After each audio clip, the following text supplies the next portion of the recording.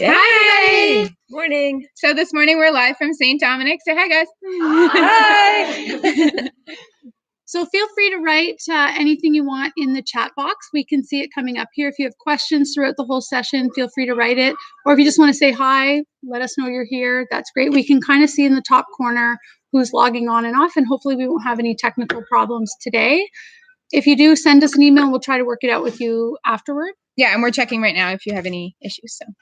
And if you ask a question in, no one else can see that question, only us. So feel free to ask whatever you want because no one else can kind of read it except for us. So we don't know who's writing it. Yeah.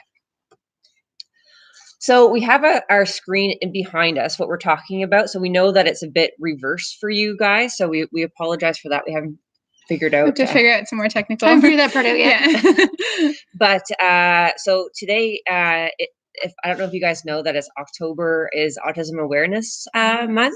So that's why Jen and Marilyn thought that this would be a really good month to talk a little bit about autism. And this isn't meant to be like an Autism 101 presentation. We wanted to give, talk a little bit about what autism is, but then go into more about teaching. Yeah, teaching. And where do you kind of start when you have a student on the spectrum in your classroom?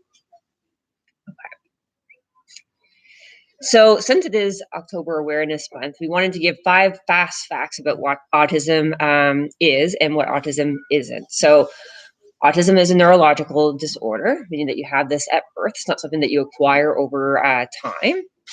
It's also a big spectrum, meaning that every student with autism is going to, differ from every other student with autism, and there's going to be a big variance between these kids in terms of what skills they have and what challenges that they have. But they're going to have difficulties within social communication and behavior. It occurs across all racial and ethnic and socioeconomic groups. And the most current stats about 2012 is 1 in 68 approximately have a diagnosis of autism, which is pretty prevalent considering when I first started working with kids in this field, it was about 1 in 250. Mm-hmm. Yeah.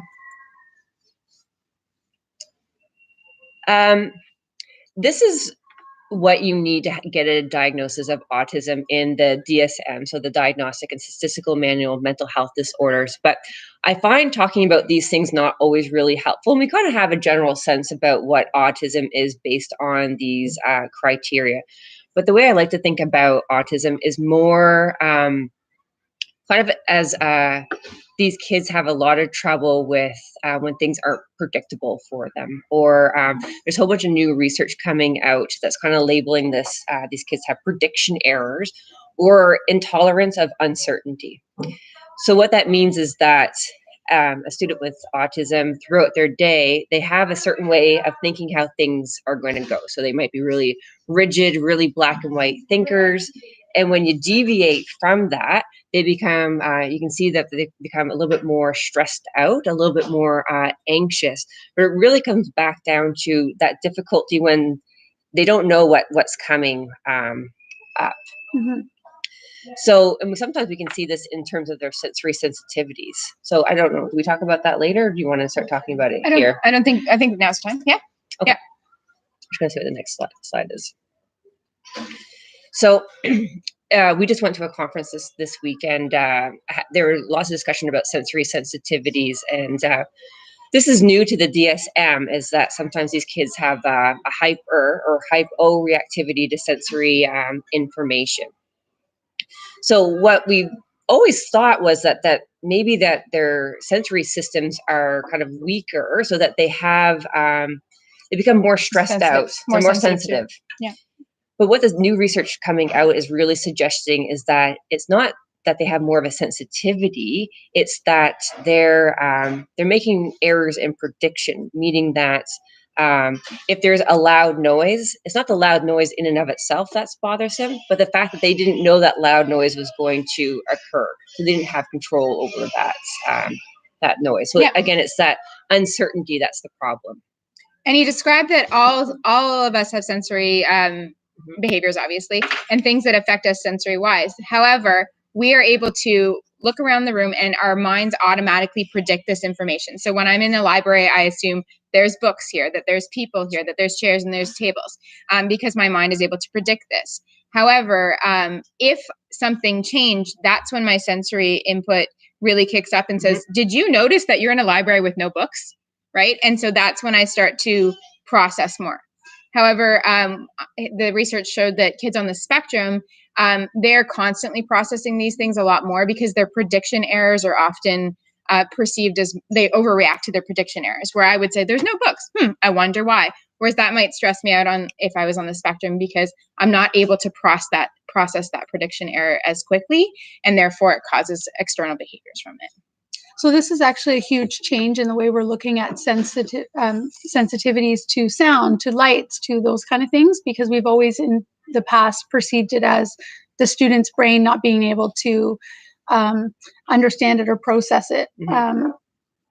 Because they're oversensitive, but really actually that's not where the research is going right now. So it's just a very big shift in how we're looking at sensory behavior. So, and then how you respond to it in terms of your interventions or your strategies that you want to put forward. So what the researchers are suggesting that instead of trying to weaken or dampen the sensory stimuli itself, so turning off all your lights or making all your noise super quiet, we still want to do those things because we isolate them when they actually are in a situation where there are bright lights or there are loud noises. It's going to be really overwhelming because we've actually weakened their sensory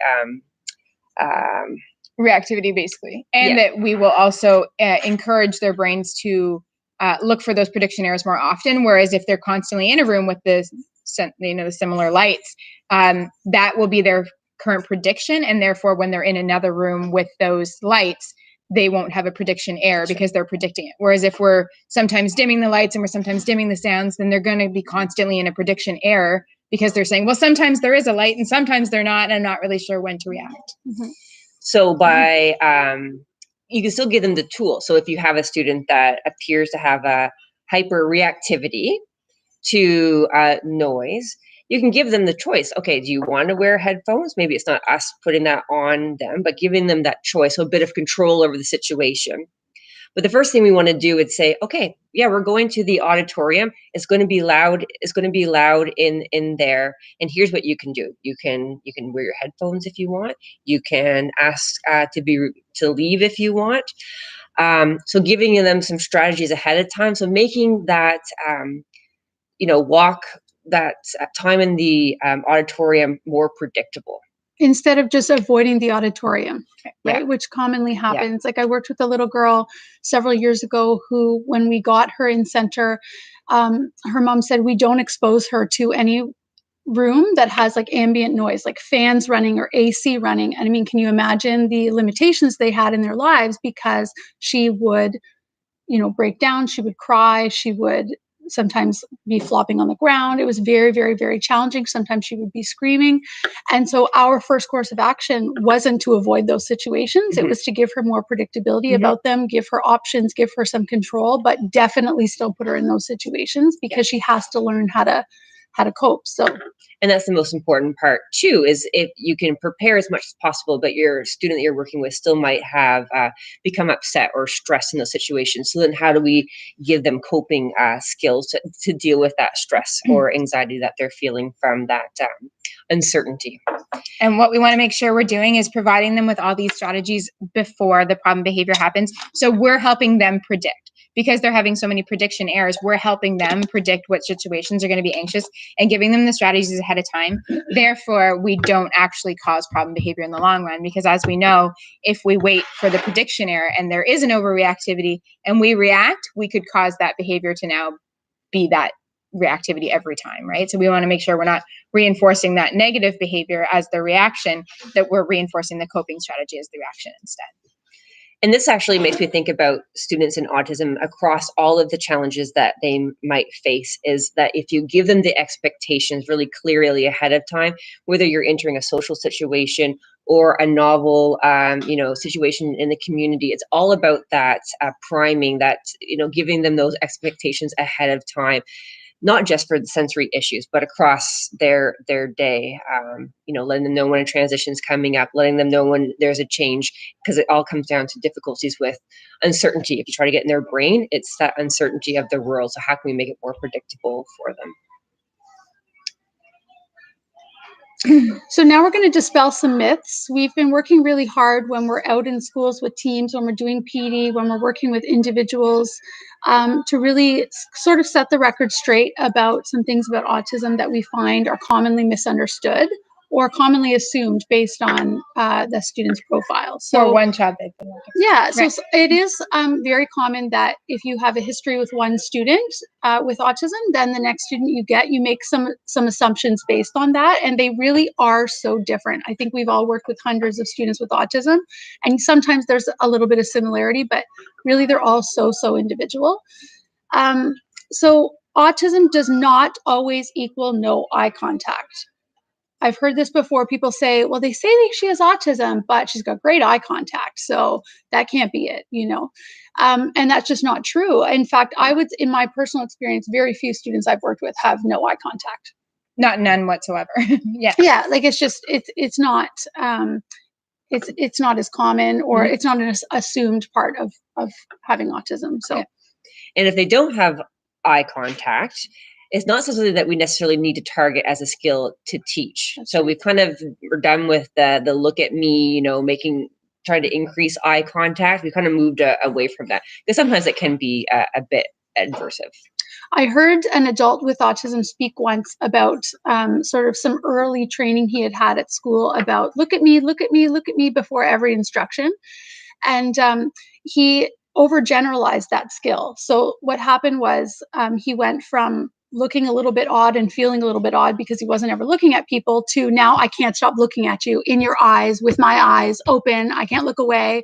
And he said, and then it kind of flipped that way because he just wasn't able to figure out the right balance. It's such a hard thing to teach. And when you teach it, when you do attempt to teach it, you don't really teach it to natural standards anyway. You end up kind of over teaching it or making it even weirder. So it was interesting to hear from his own perspective how much that affected him. And so he says now he, you know, even when he was speaking to us as a group, he said, I write down how often I'm going to look at someone and then I try to tell myself to stop looking at them. And it kind of added so much to his layers of anxiety. And we know that we can teach students whether or not they're looking at us, right? So yeah, research shows that eye contact doesn't mean attention. So just because we're not making eye contact with someone or looking at someone doesn't mean that we're not attending to them. That's right.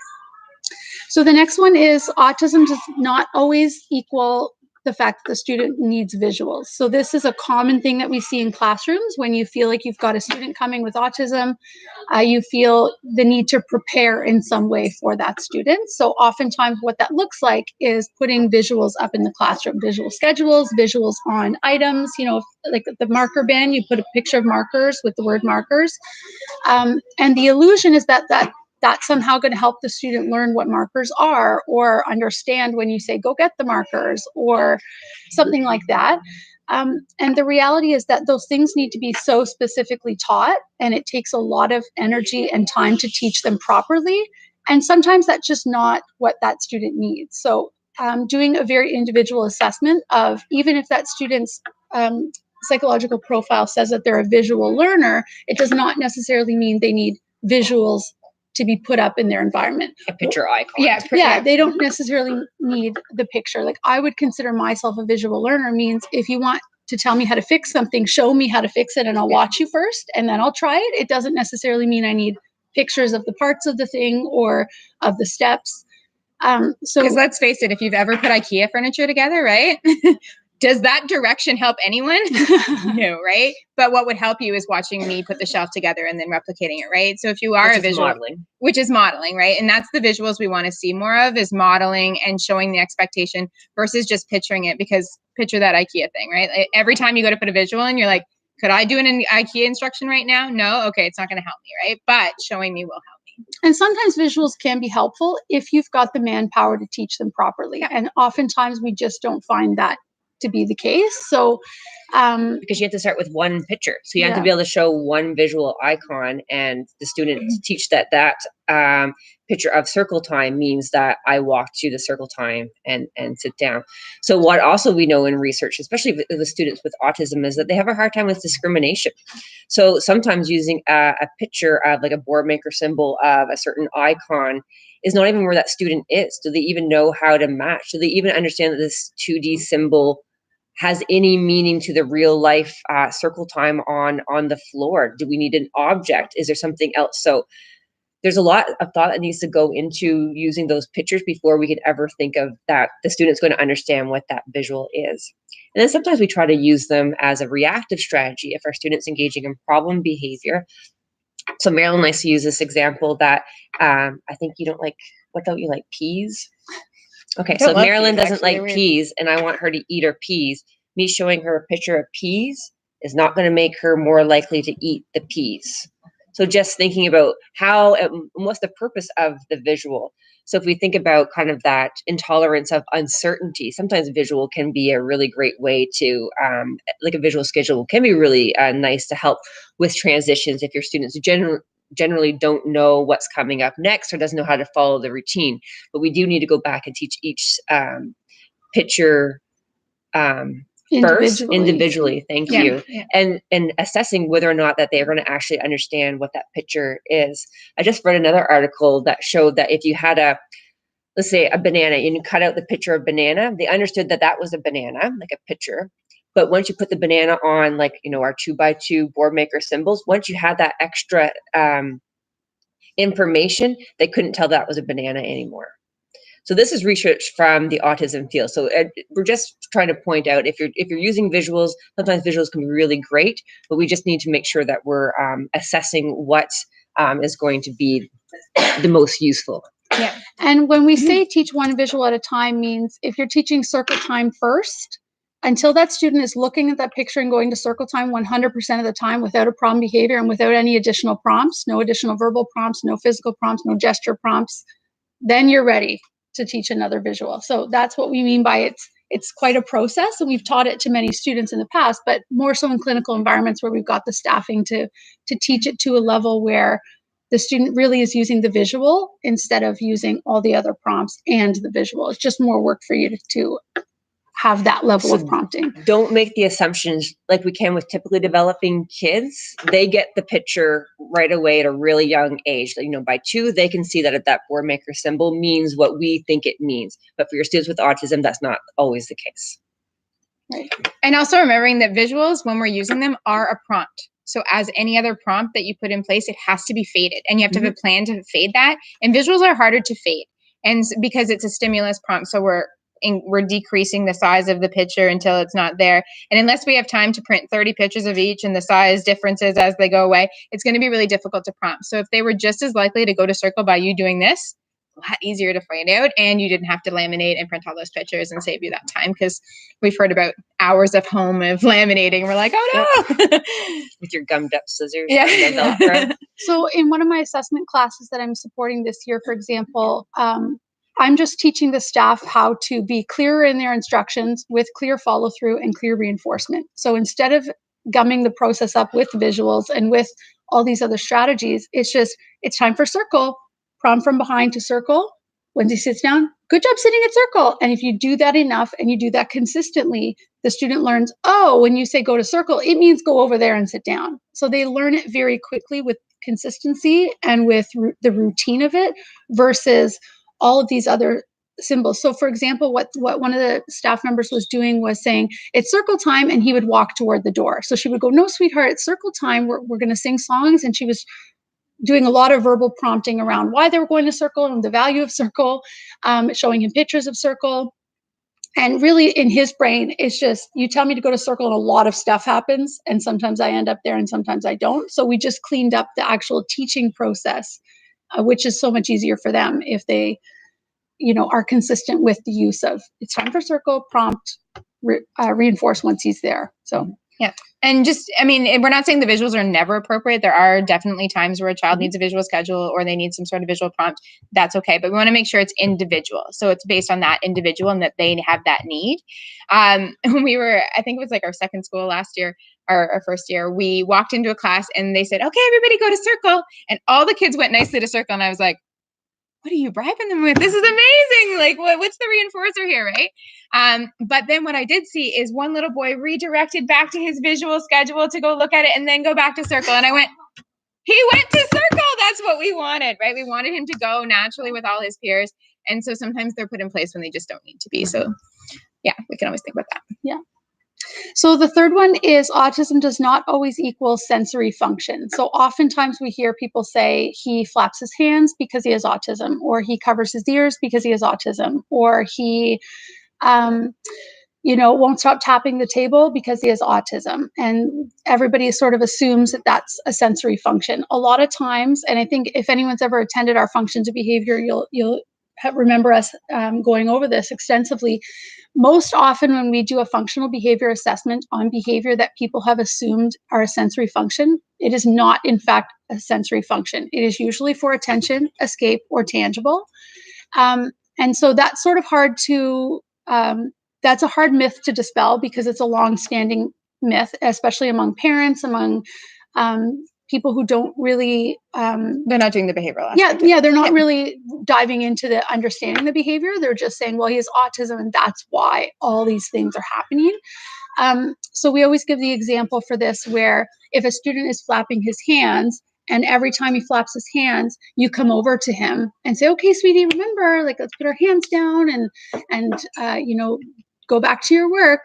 Then his brain also starts to learn the most effective way to get attention is by flapping my hands, because 100% of the time somebody comes. And if a student doesn't have a lot of other ways to get someone's attention, that becomes a learned behavior for them. Whereas I go like this, someone comes. So for another example is if I'm flapping my hands and every time I do, someone assumes I need a body break because I'm overstimulated. So they remove the work and bring me for a walk. My brain catches on pretty quick, right? I mean, we would all be doing that if it meant like go home for the rest of the day or something, or take an extra 10-minute break. Yeah. Is that okay? Time to go. And so the brain pretty quickly learns, especially again in situations where the brain doesn't have a big repertoire of ways to escape situations. It's like, well, that's my go-to then, because every time I do that, I get out of the work for a bit and get to go for a walk. Same with this if it's a tangible function. So sometimes this is happening and then we're like, oh, we need to redirect him to go play with the toy or do something more appropriate. Mm-hmm.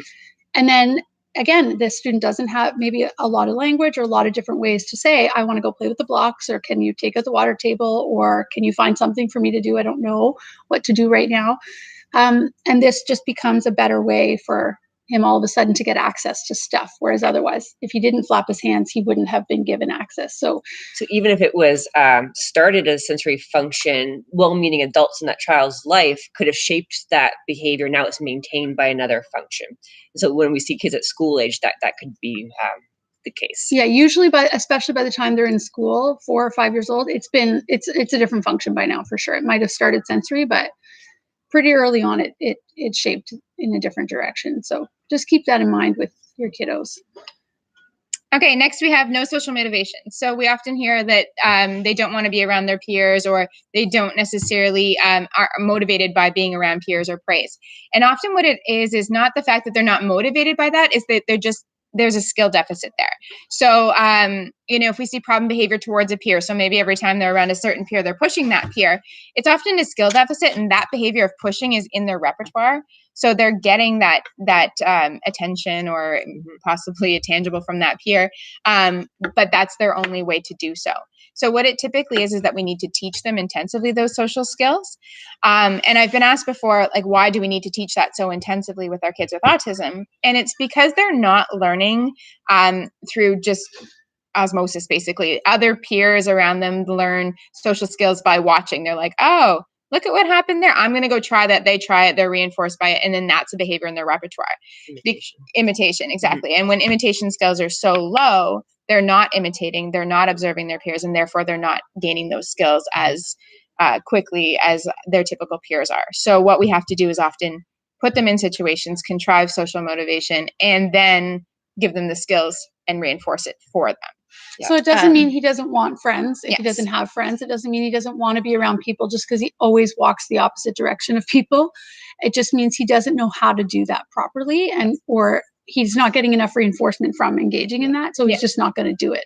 Yeah. So, yeah. And try to make your social interactions functional, like very meaningful for students. So I often see students who are working on greetings, and greetings are an important social nicety that needs to be worked on. Absolutely. But we don't tend to see a lot of social, friendships being developed just from learning a social greeting. So sometimes, And same with contriving situations can be a little bit difficult for kids with autism because their interests are so maybe different than their same age peers. But if we can find peers that have a genuine same interest, so if it's around the Lego, setting up those situations are going to be much more meaningful and much more likely to develop a true friendship. So I'm working with a student who's in junior high or intermediate. Sorry, Junior I'm from high, Nova that Scotia. I still say it all the time though. Who doesn't have any natural friendships, and it's really hard to find a natural friendship at that age when they have such different interests. So sometimes you have to go to the community to do that.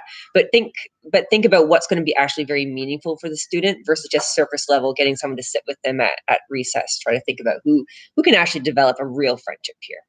Also, just a small side note on greetings, because you mentioned it and it made me think of something, is think about when we're introducing that program, because it is a good program to make sure that we can greet our peers or greet our teachers. However, think about the ways that you greet people when you're walking down the hall is often just eye contact, a smile, maybe a wave, maybe you say hi. But often we see it we're rigid, right? We're rigid in our behavior of requesting them to say hi to everyone.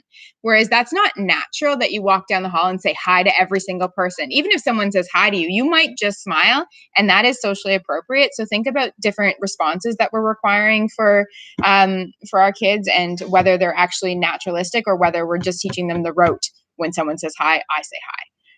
Because we want to make sure that their behavior we don't actually shape their rigid behavior, right? And that's our fault, not theirs at that point.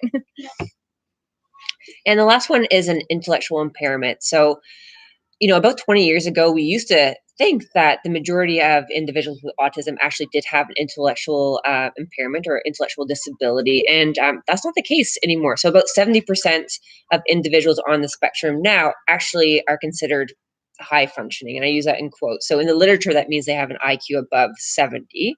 But we know about 46% would have an IQ of in the average range to above average range. So that's half. So, don't get caught in thinking because that the student has low vocal or not as many words that they have an intellectual impairment, because that's often not the case. That these students actually have a lot of skills. Behaviorally, we always look at the can do versus the won't do. So sometimes it's the student isn't doing the math. It doesn't mean necessarily that you need to make the math easier. Maybe he just won't do it because he has behavioral needs that need to be addressed. And then sometimes the opposite is true, is that you're presenting work that just because the student's done it once or twice in the past, or that you feel that he's at that level, he should be able to do it, but he's not doing it. So behaviorally, we always, when we're doing a functional behavior assessment, we always tease out the difference. Is this a can't do or is this a won't do? Mm-hmm. And our interventions change pretty drastically depending on what the results of that assessment is. But so sometimes it can go either way. We assume they know it and they just don't want to, or we assume that they don't know it and that they can't, and we don't give them a chance to really try. And so it's hard to sometimes feel like you know which way to go. So we have specific ways that we assess that with students so that we sort of are better equipped to know which is the truth. So, and if you do assume that they can do something, we want to make sure that what is making you assume that? Have you seen these prerequisite skills? Do they have similar skills? What is making you think that they can in fact do that before we just imply that they can? Mm-hmm.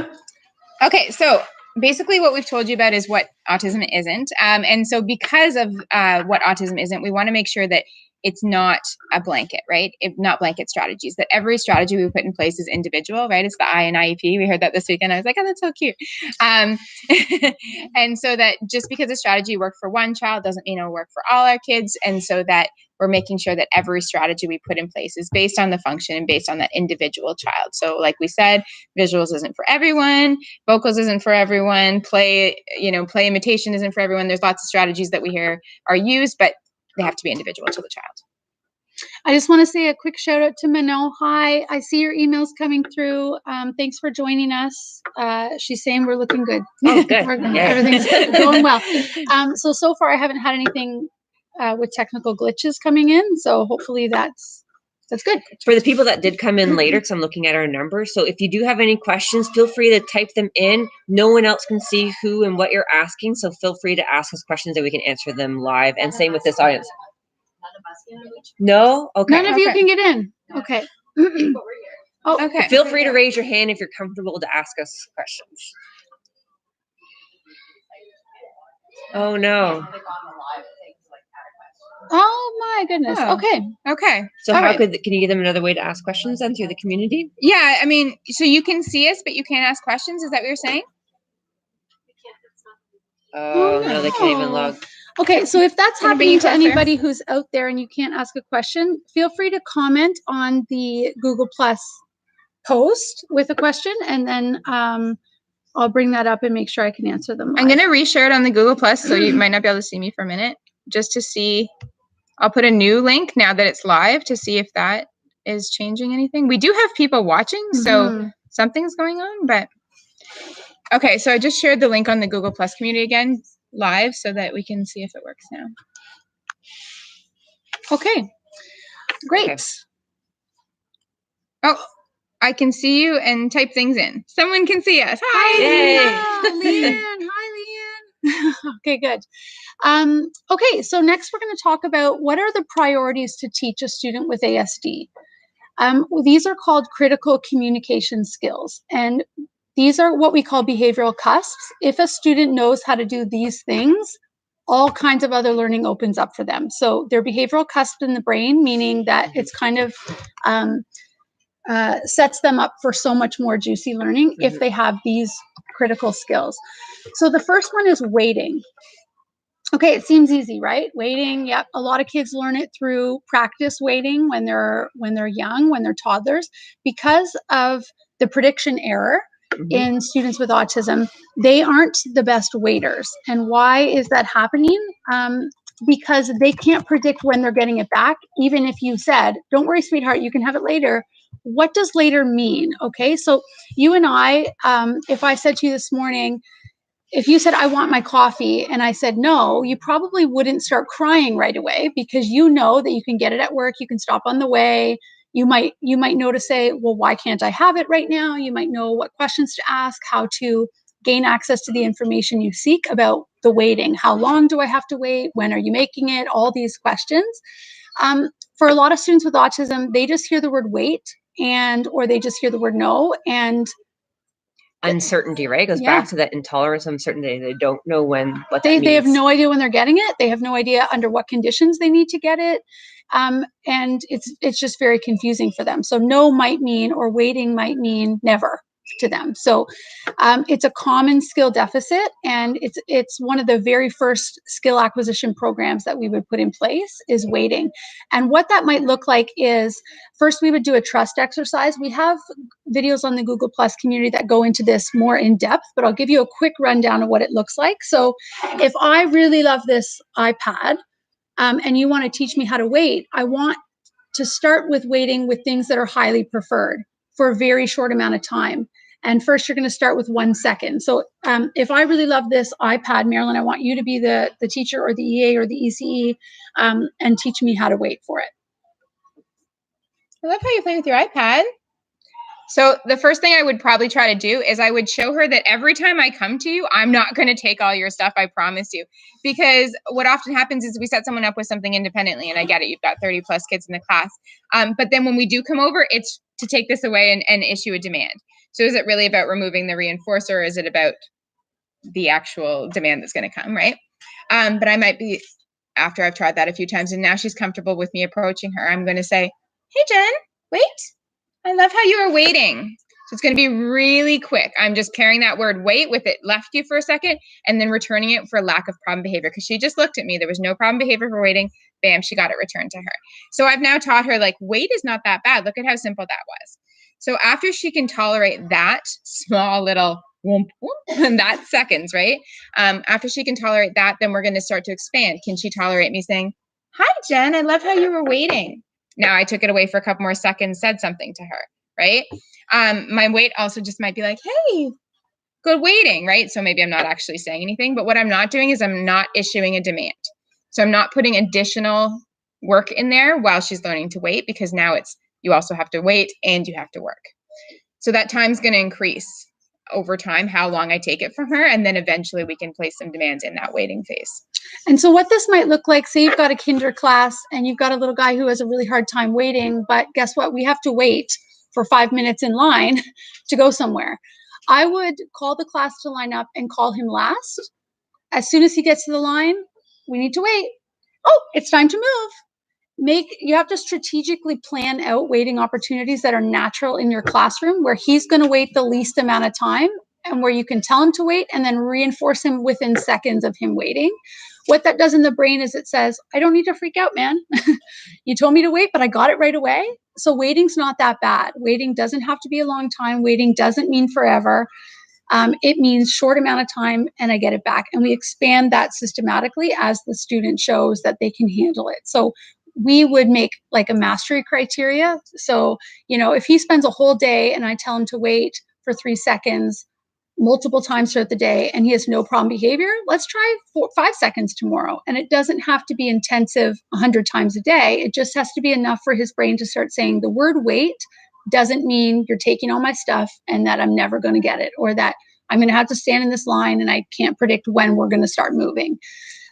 So it's a very critical communication skill, and it can be done with the earliest of learners can learn how to wait through this process. They don't have to understand time. They don't have to understand distance. They don't have to understand any kind of other concept if we teach them through this systematic way. And we're teaching them that ABC contingency, right? I want something in the A. The behavior is I wait.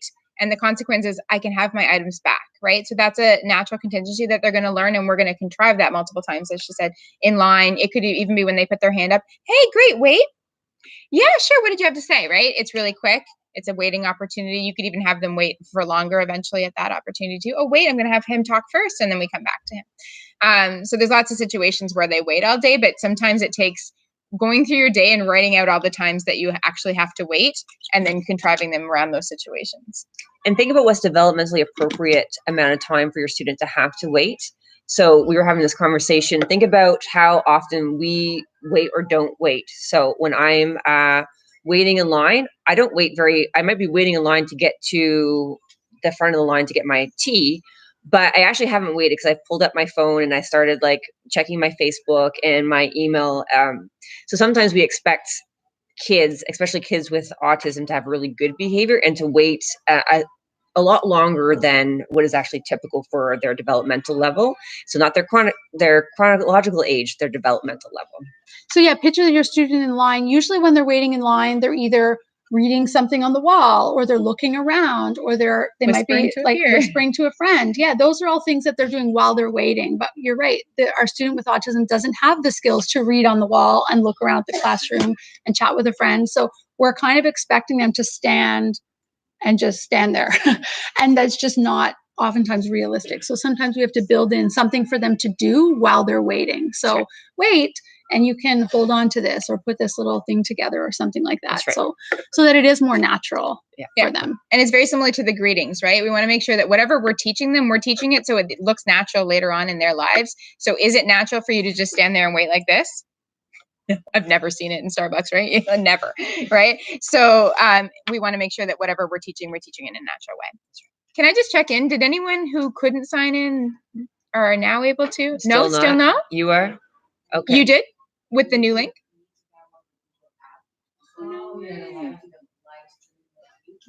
Oh.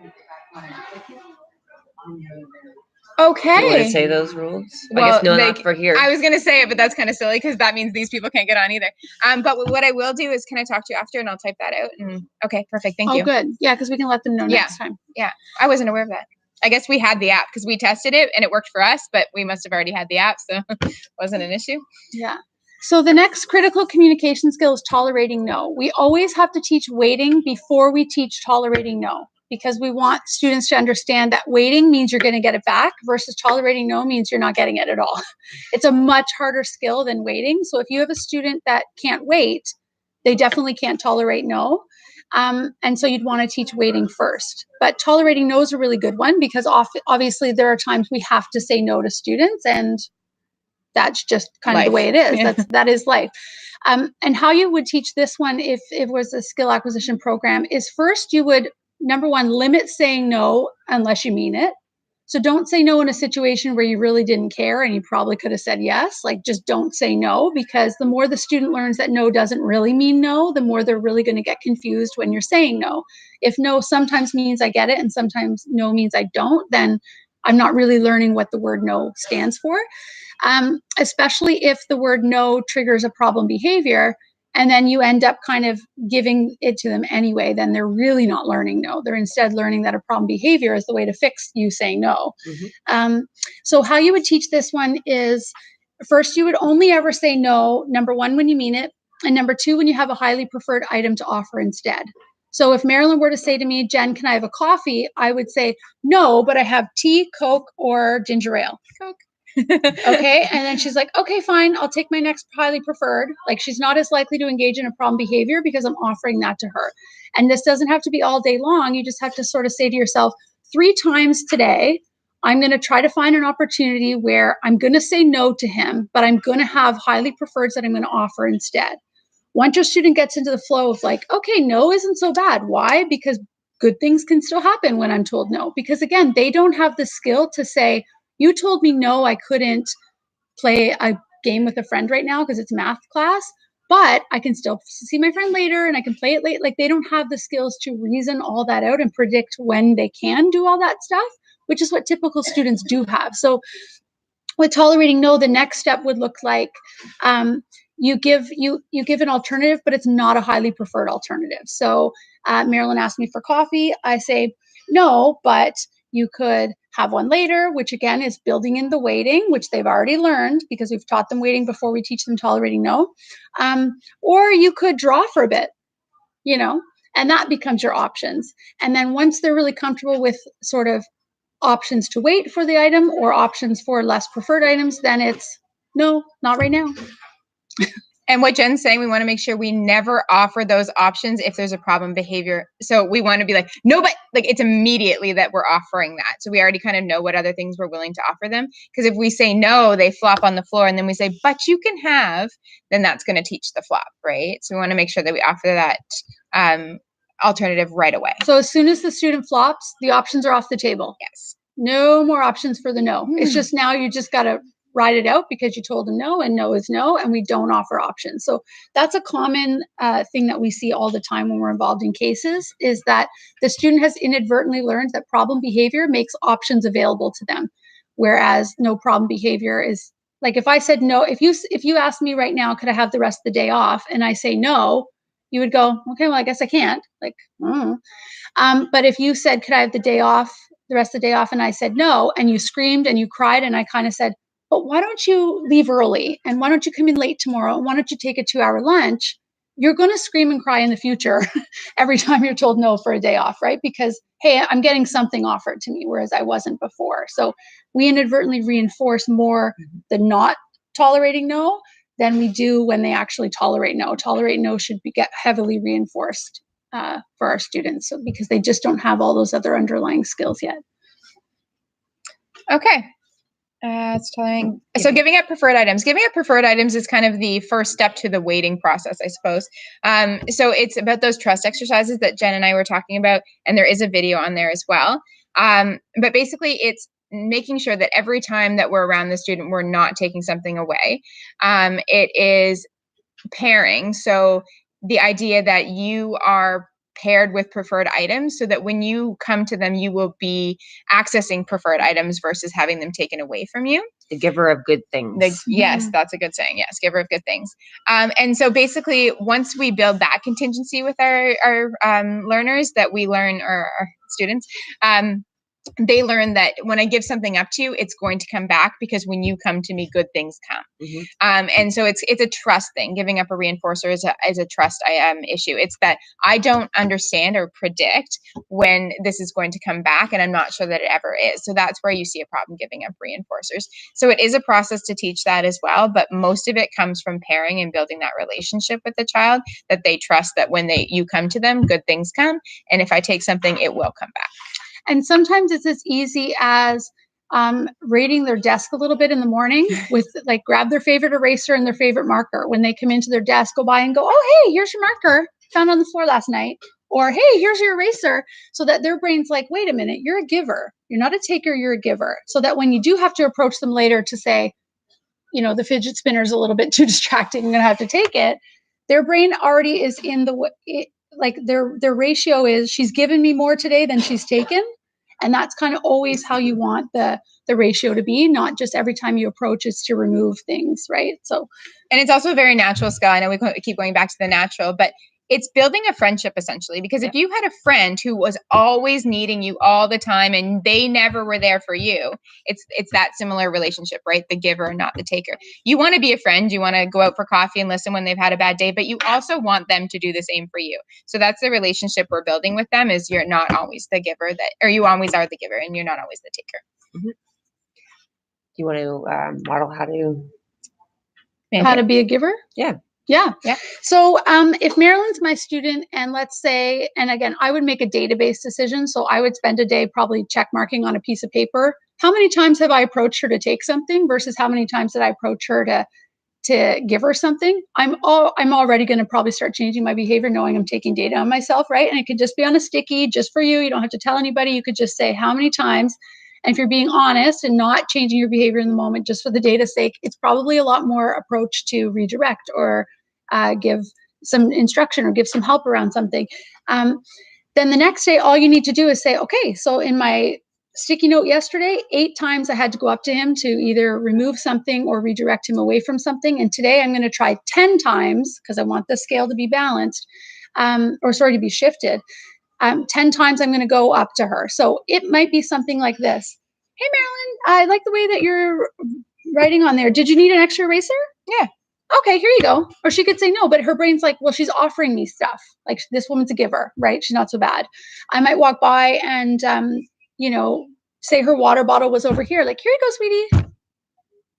That's all I need to say. It's just, and her brain goes, oh, she gave me something else, even if I didn't need it, even if I didn't want it, right? So it can be as easy as that. Like at craft time, when you're having students pass out, I don't know, paintbrushes or something, maybe you're the one that grabs that paintbrush and brings it over to your student. Here you go, sweetie. I'm a giver. Who wants a turn? Oh, you get a turn. I'm a giver. So all those different things you can be doing throughout the day to shift that scale. Yeah. And last but not least, manding. So communication skills. This is the biggest of all the domains, because we want to make sure that they can effectively communicate with us. This will help them be included in their entire lives, everywhere, right? School, home, everything. So whether they are communicating, manding, we call it, which is another word for requesting items, whether they are communicating through verbals, through PECs, through the odd learner who's in sign, Proloquo, an iPad system or an augmented communication system, that's fine. But we want to make sure that every child has that opportunity. So if you have a learner who's in your class who is nonverbal and has no communication system, that's your priority, because we want to make sure that everybody has a voice. That is the most important thing, is that everybody can communicate their wants and their needs. And sometimes we can confuse communication with receptive versus expressive. It's less of a priority for us always that a student can listen to what we're telling them versus they can tell us what they want from us. Once they learn expressive communication, the receptive communication comes much more naturally, because they're less frustrated, there's less behaviors, they feel like they have a voice or a way to tell you what they need. Whereas I feel like sometimes our focus is the opposite, whereas like we want him to follow directions, but he has no voice. So he's not as likely to listen to yours when he has no way to communicate with you, right? So we definitely want to make sure their expressive communication is a priority first. Yeah. And any book that they have, or so PECs, Proloquo, anything like that, we want to make sure that that is them communicating with us. It's never our way of communicating with them. So never are we saying, go to circle on their communication device. That is their way of communicating with us. Just like I wouldn't say Jen say, and make her talk, right? That's kind of making them talk. We want to make sure that that's always their way to express to us. We do have videos on the Google community on how to start manding. So it depends, of course, on the level of your learner, where they are. Do they have some vocals or not? But we do talk about how to assess that.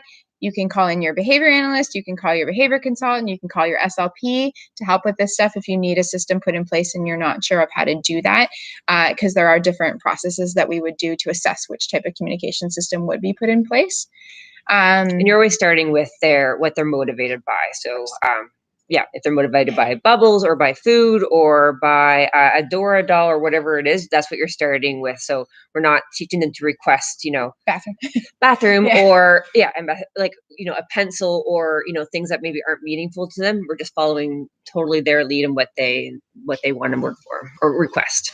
So on the Google Plus community, you can actually type in the search bar manding, and you'll get our level 1 video, our do's and don'ts video, as well as a document that actually outlines the steps of how to do manding, whether it be sign, PECS, verbal, however you're doing it. So you can check that out if you need to. Yeah.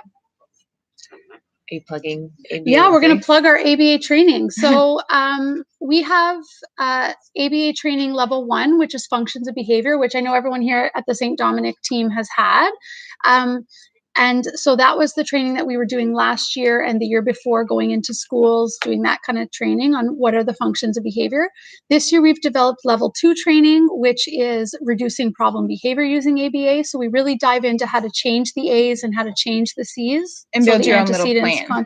And build sort of your own little plan of how you're going to start manipulating the variables to change the behavior.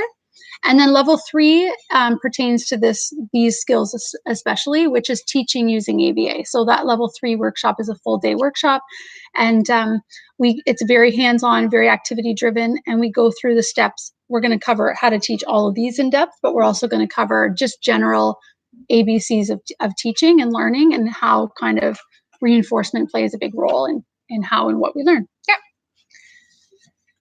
That's it. Yeah, that's it. That's all. Does anyone have any questions? Any questions out there in Webland? Let me just check the. You have courses in ERO already for level 2 and 3? We do. Yeah, it's all. Yeah, it's a good question. It's all up there until June, and we suggest that if possible, book as soon as possible because they are filling up at least through December. We also have the webinars every month, and we have the EAPD days for those of you who may be EAs. I'm not sure. But anyone can come to the one day. So it can be an EA, EC, teacher, anybody is welcome. Yeah. We also have 2 days, which are funded by our department. So the 2 days are level 1 and 2 together for over the 2 days. So if you haven't been to that's an option as well. But again, those fill up super quick because the funding is provided by us. So if you want that, for teachers, jump on. admin. Yes, that's for teachers and admin. Where's the funding coming from for level 3? So there's no funding. So we have a very small budget to be able to put some through our PLN catalog. But the 1 day level days, it's Release time through your school. Yeah. Yeah. Through Miss Peru. School-based decision. Who has 1 and 2? We apologize. Hopefully in time, once we feel that we've met capacity at level 1 and 2, the 2 day, then we'll be able to, through our PLN catalog, through our funding, be able to offer higher levels. So there's that will a lot happen. of people that haven't even received level 1 functions of behavior. So we have to focus on that still. But question. Yeah. Thank you for St. Dominic for hosting us. Yes. It was nice to talk to actual people. Yeah, it was nice. And I'm also going to plug our 12 Days of Christmas. We did it last year, but we're going to do it again this year. And basically for 12 days in December, we do a huge contest, awesome prizes. And every day we post videos and they're all fun. They're all Christmas videos like Home Alone and Elf and all that stuff. And we just ask you to participate. So whether you're right or wrong, we don't care. We'll give some feedback, but we just want some participation. And we've talked about maybe like embedding one of our webinars into that contest as well. So we're reinforcing the effort. Yes. Yeah. Okay. Bye, Web World. We'll see you later. Bye. Thanks for joining us.